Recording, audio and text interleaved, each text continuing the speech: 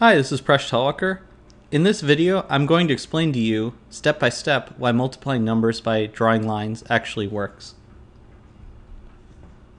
We're going to explain in detail why this somewhat magical diagram of 12 by 13 equals 156, what this actually represents, and why this actually works. We'll start out with some simple examples. Let's say you wanted to do 2 times 1. So we'll draw 2 lines, and in the other direction we have 1 line. We count the dots and we get 2 dots, and 2 times 1 is 2. If we wanted to do 2 times 2, we'll put 1 more line and we'll get 4 dots. Continuing the pattern, when we have 2 times 3, we draw 1 more line, and that gives us 6. The point of this is that each time we have another number, every new line leads to 2 more dots.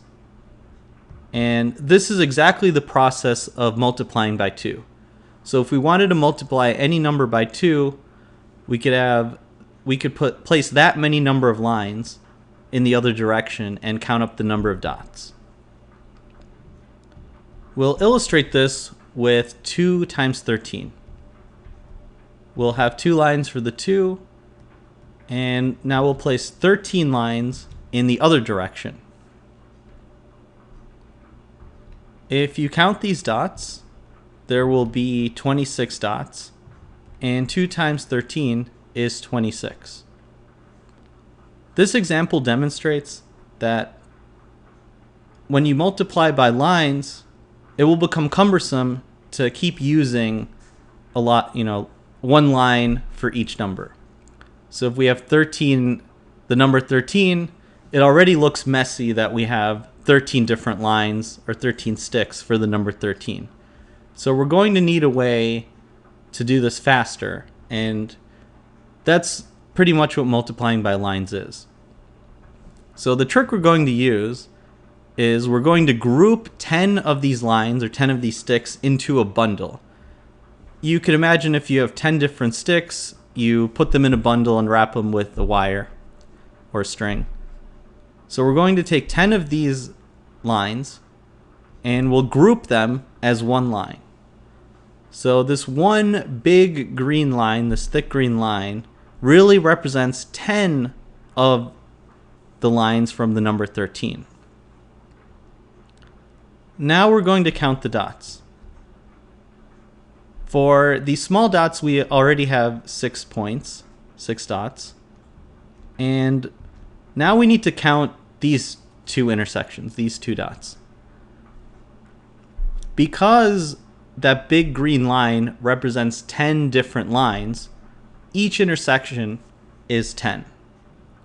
So this is 10 dots here, this is really like 10 dots, and this is really 10 dots here. So 10 plus 10 is 20, and when we add that to the 6, we have 26. So we can do 2 times 13. Instead of having 13 different lines, we can have one line for the 1, a big line representing 10 of the lines, and we'll have 3 of the regular lines. So I hope you understand how this example works, because now we're going to go to a more advanced method, and we're going to imagine doing 12 by 13. So what we could do for 12 is, in addition to the 2 lines we already have, we could add 10 more lines. And if we go through and count all the dots, we will get the answer. But just as before, we're going to group these 10 lines into a single bundle. And we're going to make it one thick line, and this thick line is really 10 lines. So when we count the intersections, we're going to have to remember it's 10 lines. Now we'll start counting the number of dots. As before, we have 6 dots here on the right. We've created 3 intersections between a thin line and the 10 line, which gives us 10 each time. So in the middle, we have 10 plus 10, plus on the bottom 10 plus 10, which makes for 50. Finally, we have the intersection of two 10 lines. So if you were to draw out 10 different lines and then draw out another 10 different lines, the number you're going to get out, the number of dots, will be 10 times 10. And 10 times 10 is 100. So the intersection of two 10 lines is 100. Now we simply add up all the different numbers, because the whole point of multiplication by lines is to count up the number of dots. So on the left we have 100 dots, in the middle we have 50 dots, and on the right we have 6. So 100 plus 50 plus 6 is 156. And that's the essence of multiplying by lines. But when you do this operation over and over again, you don't need to draw out all the different details we put in this diagram. We can in fact leave out some of the details. Just because we do this over and over again, we'll understand what the different lines mean. So the first thing we can do is we can remove the labels on the 10.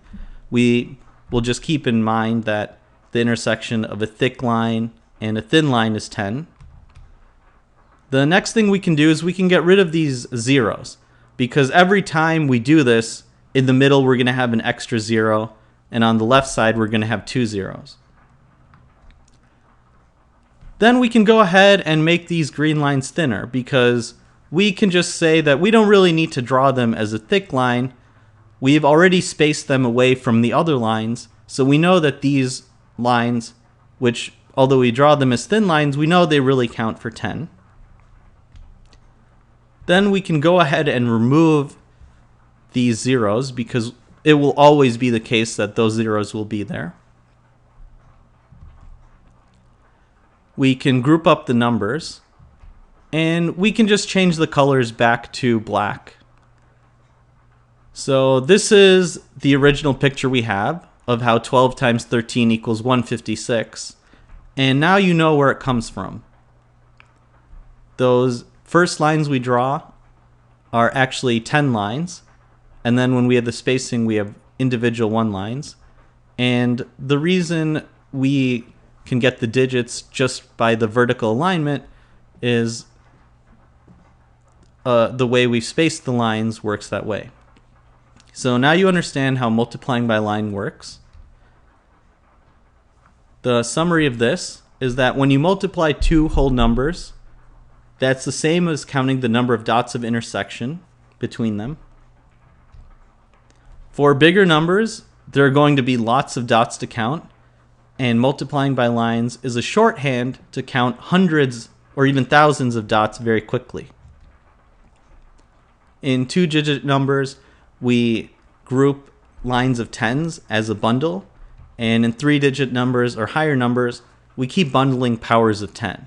And we end up with the vertical alignment, which gives us the answers to our final number. I hope you liked this video. Please subscribe to my channel. You can also catch me on my blog Mind Your Decisions, on Twitter @PreshTalker, or get my ebooks at Amazon.